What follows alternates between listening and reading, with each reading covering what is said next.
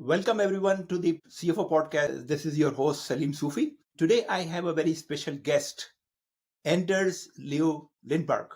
He does not need any introduction. With 330,000 followers on LinkedIn, I'm assuming that probably you have already interacted with his contents. So Anders, thank you very much for joining us. It would not be justice if I don't say a few words about your background. And please feel free to add into that if I miss any critical piece of information. So Anders Leo Lindberg is the co-founder, chief commercial officer, and chief marketing officer of Business Partnership Institute, and owner of the largest group dedicated to finance business partnering on LinkedIn. He has 15 years of experience as a finance business partner at global transport and logistics company Merck. He's the co-author of the book Create Value as Finance Business Partner and a long-time finance blogger and a top voice on LinkedIn with 330,000 followers. And I have written a small book, so I know that how much energy and time it really takes. And the book, which has been written by, co-founded by Anders, is really very heavy in content. So I really appreciate the work you have done, Anders. So Anders, thank you very much for joining this podcast. Do you have anything? Did I miss anything about your introduction? No, I think you did a great job there, Salim. And thanks a lot for having me. I'm always passionate about talking about finance and where we're sort of heading. So really looking forward to the conversation. Yeah. Anders, to trigger the conversation, you have been in finance, I have been in finance, and a lot of our audience are also from the finance. And we have been listening to this conversation almost for 15, 20 years, the changing role of CFO, changing role of finance. And so what has changed and what is going to change? What are your thoughts? Yeah, so I think I termed it myself more than 10 years ago now when I was sitting as a finance manager in a small entity and needed to also change how we work there. And I said, it's the movement from being counter to business partner. And of course, I haven't coined the term business partner myself either, but the notion of being a business partner to your stakeholders, whether it's the CEO or further down in the ranks, any senior business leader needs a business partner from finance, someone to help them make sense of data and to help them make better decisions. And I think that notion has been there for the past 20, 25 years, and it hasn't really changed. I think that's still what business leaders are looking for from finance, apart from doing their fiduciary responsibilities and keeping them out of jail and ensuring control and compliance are in place. It's really that need you to help me make the better decisions. Otherwise, I could probably outsource everything that you do, and then I'll find someone else to do it. Yeah. So the need or the focus from the business partner remains the same. They need help with the decisions. And we also understand the role from the past and going forward is help with the decision making. But in the meantime, a lot has changed in terms of how we carry our job, how the technology is changing, how the business models are changing. How do you see the role of finance going forward changing to cope with the technology and changing environment? Yeah, I think we've termed it kind of enabled by technology and driven by people. So obviously, technology keeps improving and it keeps bringing change into finance and business, and it's challenging, I think, for many people to understand how is that going to impact me and how is it going to impact the finance function. But it brings about a lot of new capability that will help us become more efficient in the work that we do. So we spend less time on crunching numbers and getting data ready for analysis, and also more effective. So it will help us get deeper insights into how our business is doing, things that we couldn't even dream about knowing 5-10 years ago. We can suddenly analyze much larger data sets to understand trends and patterns and then really see how our business is developing. And we can also forecast much more meaningful into the future and try to answer question about, okay, what's most likely going to happen, and how would things be different if we twisted this assumption or tweaked that input. So it's just giving us a lot more capabilities that we need to start utilizing, because then we can be even better at making decisions. So I would say that there are a lot of challenges as well as opportunities in front of finance right now. And I would say that in these times, like the year 2023, 2024, 2025, is basically the years of transformation or transition for finance. A lot has to change. What is your take how prepared we are in finance? So if you look at it at face value, we really should be very prepared, right? Because we have talked about this for a long time. Yeah. But what's challenging, I guess, for people in general, but especially also for finance professionals, is that we like to crunch numbers and we like to work with data. That's kind of why we went into finance in the first place. But with the technology evolution, we're not necessarily being numbers people anymore. We need to become people, right? The ones that can sit down with their analyzed numbers in hand and really communicate those to non-financial people. And that is just a big challenge to most finance professionals, because it's the maybe exact reasons why we went into finance, get away from all these people interactions that we're actually now being asked to do as maybe the primary responsibility of our job. So it's a huge personal change journey, and that is just really, really difficult. I've been on that journey myself. You said kind of I had 15 years experience with finance business partnering. I think 10 of those years was really just learning how to become better at these people interactions, understanding stakeholder needs, and trying to come up with solutions. And it really took me 10 years to become good at it. No matter how good I thought I was during those 10 years, it was really only at the end that I kind of had developed strategies that could be leveraged there. So it's a really tough personal change journey as well, of course, as a functional transformation journey of the finance function. And in general, if you look around, there are very good CFOs, there are outstanding CFOs and finance department, but there are also finance departments and the CFOs who really lack a lot. And based on this mixed scenario, I would say that there is a general criticism about finance or accounting lacking business acumen. And that is true to some extent, with a lot of exceptions as well. And now I think we are entering into an era where we are being criticized for the lack of digital acumen. So how an average finance professionals who really want to really meet the expectation of our business customers or partners, what they need to do in their career on their own that would take care or mitigate this criticism from the business partners, what they need to do specifically? I think it all stems from probably what I have determined as being the 99% mindset. So unless the data is 99% correct, or we can expect the forecast to be 99% accurate, we're not comfortable sharing any information with the business stakeholders that we work with. And that means we're always late to the table, or maybe we don't even share something useful, right? So of course, then you're open to all sorts of criticism that you're not able to partner, you're not able to understand the numbers, you're never there when they need you.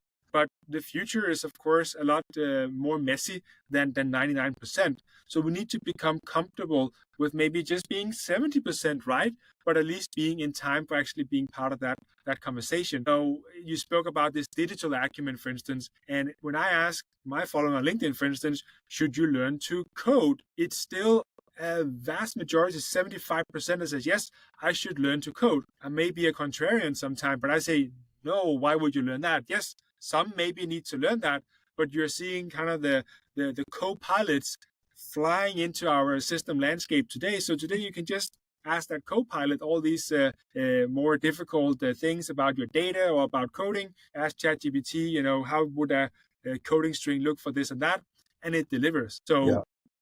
I need to know how these things can help and work for me. I don't need to know all the technical details. So actually the digital acumen that we need for most is not that much. The business acumen, though, is a different story. And I think that is exactly where there is a lot of confusion among the professionals. In their individual capacity, some believe that they need to learn coding, some believe they don't need to learn.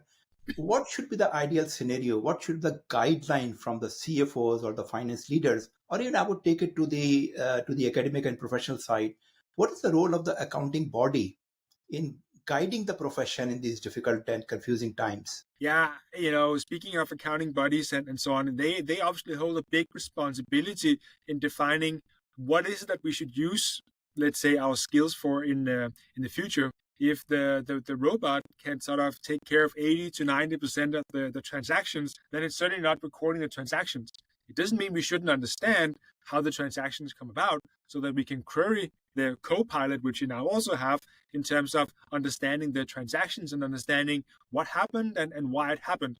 But what the role is really all about or moving into is this kind of more people-centered role while some are still needed, of course, to build and maintain the technology landscape, and others are needed to kind of implement or interpret the standards that might be coming from regulatory bodies, for instance, and how those are going to impact us.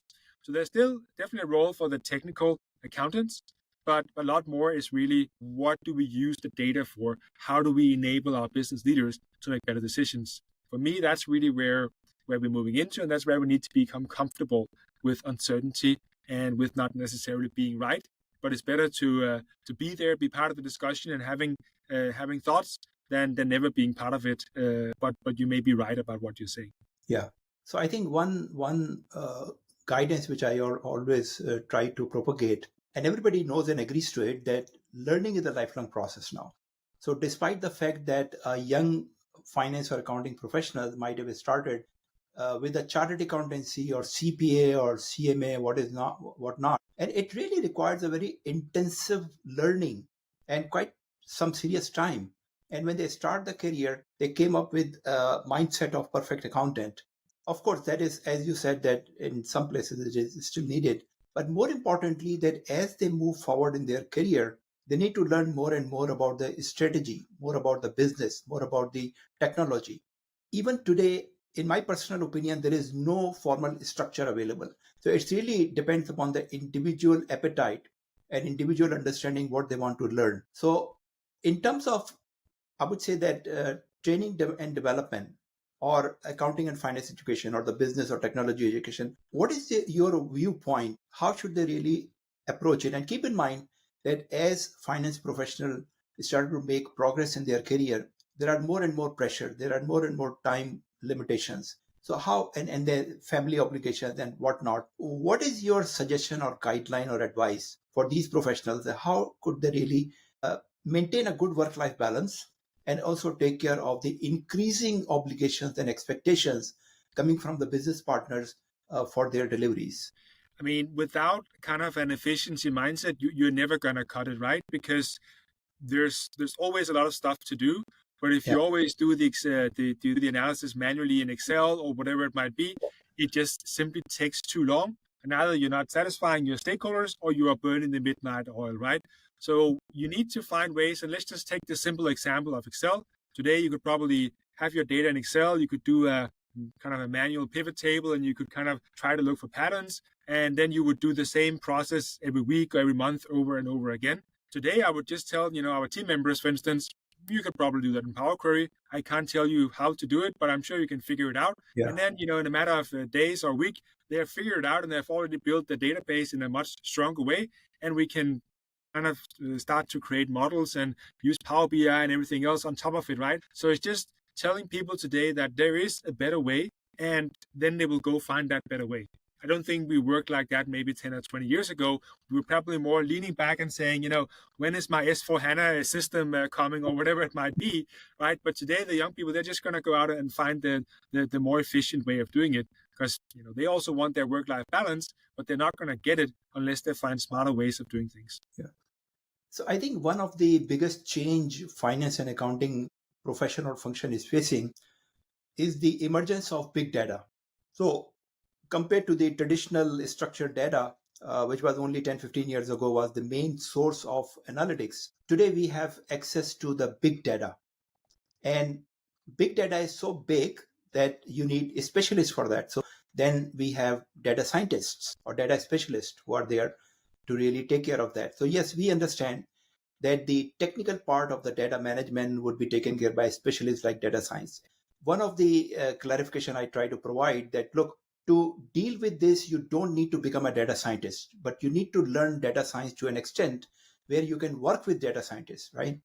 But still, there is a lot of confusion in the marketplace among the people, among the data scientist community, as well as the finance community. And as I said earlier, that we are going through that transformation and transition.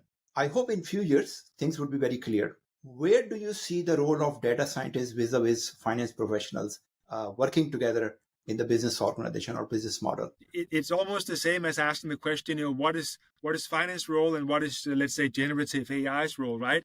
I think, for the finance leader or FP&A leader, it's about asking the right questions. you can ask the right questions, and whether that's to a co-pilot or a chatbot, or it's to a data scientist, if it's even more complex, they can technically figure out how to get what you need. But if you cannot ask the right questions, then of course you will not get your answer. So that's kind of one part of the equation. And the other part of the equation is exactly like you said, Salim, that you need to understand how these things work so you can bridge the gap between data science and business. So you can be kind of like what I would call an interpreter, right? So you can say, okay, as a business, we need to ask these questions. You get the answer from the data scientist team. This is what it looks like. And you need to then translate that back to business leaders for what does that mean when for how they should do things differently. So asking questions and interpreting answers, I think, is really the role of finance, and the technical stuff in between those two is the role of the data scientist or the co-pilot.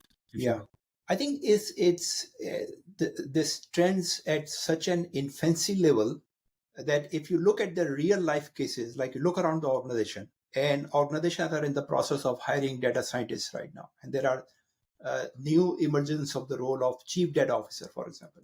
Now, everyone recognizes the critical importance of data experts or the chief data officer. It is still not clear which part of the organization this chief data officer belongs to. In some organization, it is being reported to the IT people or the chief information officer. In some other organization, this is being reported to the CFO level.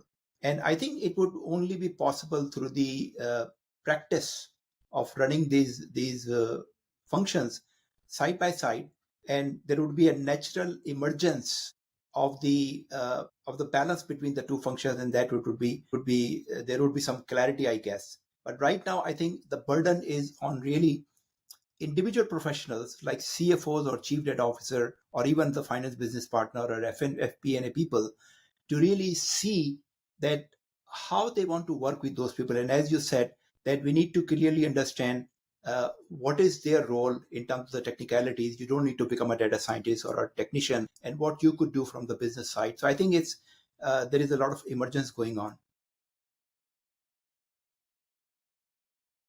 One of the outcome from the finance or from other experts, what business partners are looking for, the business people, I mean, they are looking for the promise of the advanced analytics. There is a lot of talk about it. And when it comes to advanced analytics, everybody talks about the descriptive and diagnostic and prescriptive and predictive analytics. Now, in finance, I think you would agree that finance has so far been focused on descriptive and diagnostic analysis. We are not beyond that level yet. But there is a big excitement about the predictive and prescriptive analytics, and business managers are really excited about it. They don't care where it comes from, whether it's finance department or the data science or someone else. How do you see that finance really playing its due role in providing and preparing these type of analytics, mainly predictive and prescriptive analytics? Because one thing is clear, to create those type of analytics which are future oriented, you do need a lot of help from data scientist professionals. Absolutely. I mean, to build a solid predictive model, I mean, you need people that can build kind of a machine learning driven model. Right? I think that's kind of where we're at today. And of course, you see the tech companies. I think Microsoft has been touring the world with their modern finance showcase, right, where they have, for instance, showed how they could forecast their revenue in 2 days with 2 people rather than 800 people involved for 3 weeks, right? So it's possible today for sure.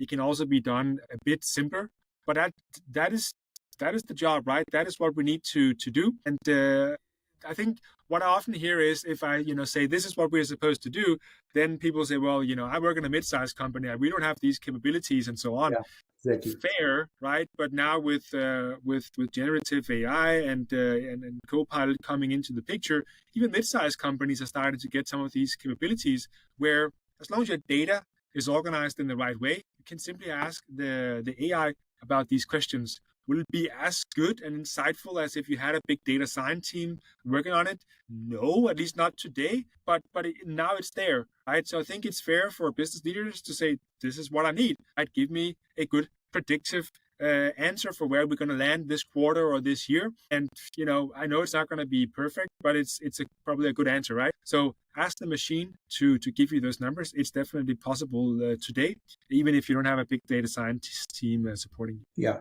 So while we are talking about the data scientists, data science, and finance business partners, there is also another question in the mind of many professionals themselves. How do you see the going forward the role of FP&A versus the finance business partners? Yeah, so I think that's a question that I get a lot. What is really the difference?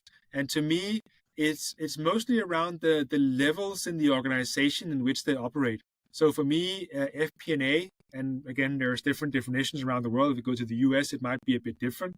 But to me, FP&A is a corporate team that is close to senior management and the board, right? So they feed them with top level information. They take part in strategic discussions, tactical as well, and that's kind of their role to feed the executives with insights. Whereas the finance business partner works more downwards into the business. It could be, I'm business partnering with the head of sales or with the head of marketing or the head of operations, and I'm helping him or her understand their part of the business better and helping them deliver on their goals. And then I feed into the FP&A team, how is the business performing? What am I seeing? So that they can use those explanations with the top management team. For me, that's kind of in simple terms how it works. So what you're saying, basically, if I correctly understand, you're saying the finance business partner role is more like operational and FP&A is more like a corporate role? Yes. FPPs are more into the business, Okay. and FP&A is more sitting at the corporate level. If you go to the US, it probably is a bit different, Yeah. but that's kind of how we see it here from Europe. And I'm sure if you tell this to any ambitious finance professional, his or her next question would be that which role is more probable to lead to a CFO role? I think you need both, because if you sit in an FP&A role only, your business acumen will probably not be high enough, but you will be very close to strategic decisions and so on. So you will get kind of that executive presence. Whereas in an FPP role, you can get very close to the business. You would even be well placed to take a role in the business and then come back to finance later. So I think the days of where CFOs have a very one-sided, let's say you're a CPA and then you're going to become a CFO, one-sided experience, I don't think they work anymore. You need to have a very broad based experience within finance and ideally also outside finance to become a really good CFO. I see that more and more companies are preferring MBAs for the CFO role, probably for the same reason. Yeah. That MBA has a broader understanding of the business.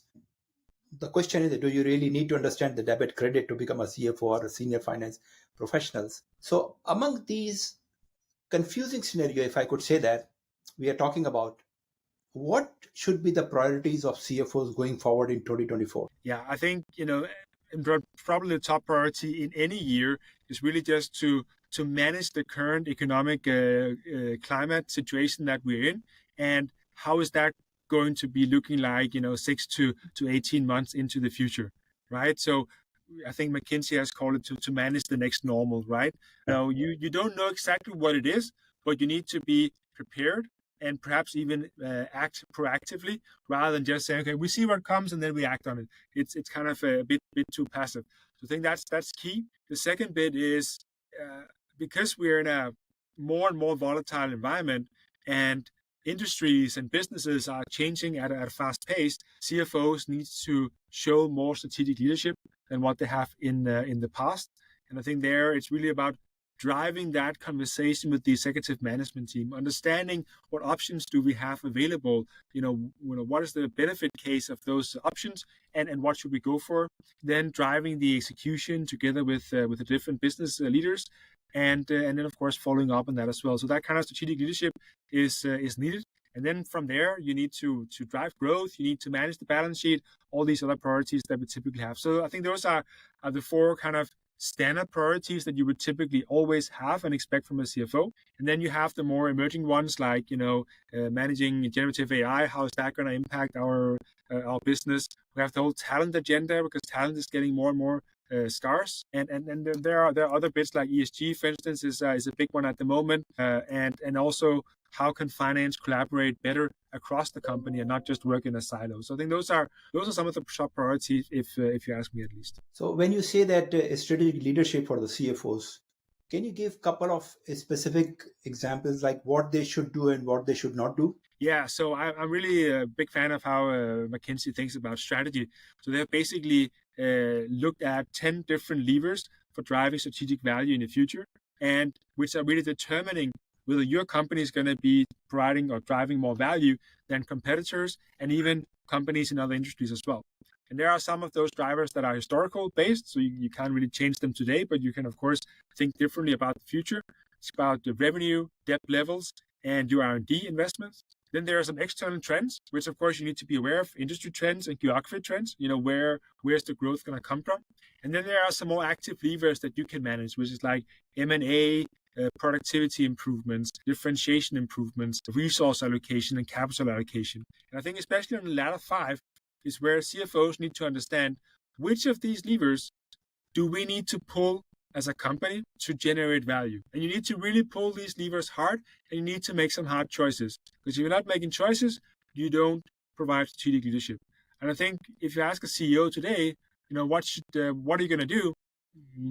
They may, rely on their gut feeling or their past experiences. But here's where CFOs can really do data-driven strategic choices. And by all means, that should be a little bit better than not having data-driven choices. I think the main challenge most CFOs face or feel is that if you look around the different organizations, the culture and the way they are working in the organization, their governance model significantly changes from the size of the organization, smaller to mid-size to large organization, and also from region to region. I mean, what you see in Asia or Asia Pacific is very different than what you see in Europe and USA. And so it's very diverse, it's very global, it's very diverse, but it's very difficult to really come out with one trend, you could say, that's the main trend for the finance function as a global function. And based on that, individual CFOs, not only CFOs but individual professionals, also face that challenge in this scenario. Let me turn gears here. Let me ask you a slightly different question. Going forward, especially in the AI dominance world, do you see risks for finance professionals losing jobs going forward? So I think a general stat that always pulls out, and I don't know for exactly how big of a region or scope it covered, but it basically said that I think AI would kind of destroy 70 million jobs, but it would create 90 million jobs. So I think the overall paradigm that we're looking into is that AI is actually going to create jobs, at least at a large scale. But of course, depending on the nature of the job you do today, it can certainly replace you, right? It can do the transactions for you. It can even do the analysis for you.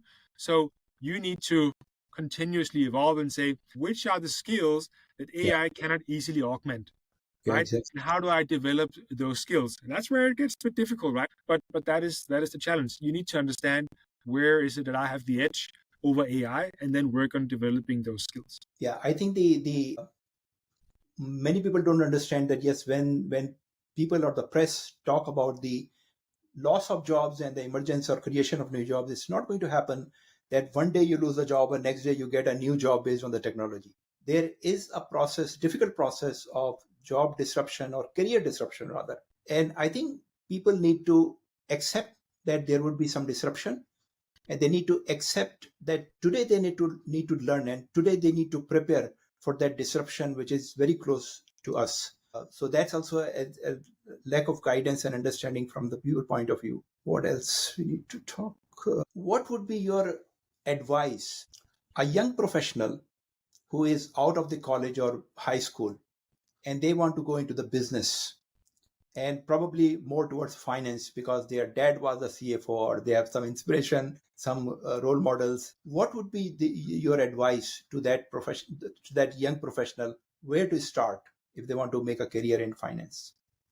I think, and it might be more difficult today also because of technology, but try to get some control or compliance related position in the first few years, just to understand, you don't necessarily need to understand how to do a debit credit as such, but you need to understand how is kind of the whole data framework working for finance, how is the system landscape looking like, and so on. And by all means, you also need to understand how can I actually dig down into into the individual transaction level, right? Because if you're then, let's just say you just started as a financial analyst and you were asked to figure out why is the business developing the way it's developing, you wouldn't know where to start because you Yeah. don't have that kind of foundation. So try to get that kind of exposure just for a few years, and then you can step into the more analytical and perhaps even people facing part of finance. But I really try to get some of that more operational experience first, even though technology is more and more taking over. Yeah. So I think you are saying that it's the finance career is really based on different phases. And in different phases, you may have a different requirement or the things you need to focus upon. So I always saw the finance career in two parts, first half and second half. And I always said that, look, as you move somewhere in the middle of your career, things drastically change. And if you have an ambition to become a CFO, your focus should completely change. Challenge is that there is a lot of structure in the profession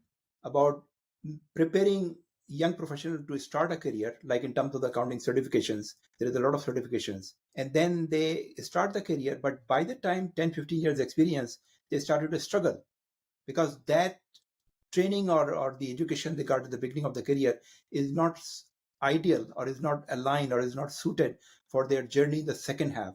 And some lucky ones really make good progress. Most people struggle. Yeah. So any advice from your side on that part? The people who are in the middle of their career and they are stuck, but they want to make progress and they are struggling. What would you advise them to do? It's really about diversifying your experience, right? So take a job somewhat out of your comfort zone, right? So let's say you worked in finance, try to use some of your contacts to maybe take a job in supply chain or somewhere else in the business, for instance, something that is maybe more adjacent to where you work, because you will learn so much. I mean, now, of course, I've taken the road from being a finance professional to more being an entrepreneur. So I work with all these parts of business, right? And it's almost crazy how much you actually learn by doing this. So take that role or two that's going to put you outside your comfort zone and really boost your learning in terms of, we talk about business acumen, right? Do that for yourself. No structured education you can do. Yes, you can take an MBA, but you still need to have that job outside of finance. I think that's the best way you can shake things up if you're not one of those lucky fews that just managed to somehow get it all on the way. True. Anders, thank you very much. This has been a wonderful conversation. And we have got so much insights and advice from you. I'm sure many of our audience would benefit from it. So thank you very much for your time. Any final word from your side? Yeah, no, thanks, Salim. Thanks a lot for having me, and it's been great talking to you as well. I just want to say, I think there's so much change, and for finance professionals in particular, it's hard to cope with. And I think we need to be real about that. That is not just a smooth sailing or easy, just I'm just going to do something completely different in my career. It's hard, right? So make sure you find people, mentors, someone that has actually done this before or actually has some good perspectives on how you could do things differently so that you're not alone in this, because you shouldn't be alone in this.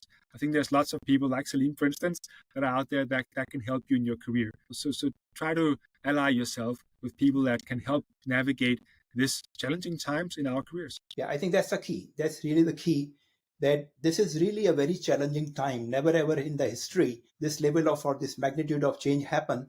And you don't need to do it all alone. I mean, there are a lot of, despite very busy and noisy world, you will find a lot of people who are willing to help you. Mentors, coaches, CFOs, find out. You need to take the first step. You need to ask. And if you ask, I'm sure you will get a lot of positive responses. So don't hesitate. Look for, ask for help, and you will be good. So thank you very much, everyone, for watching this show. And Anders, thank you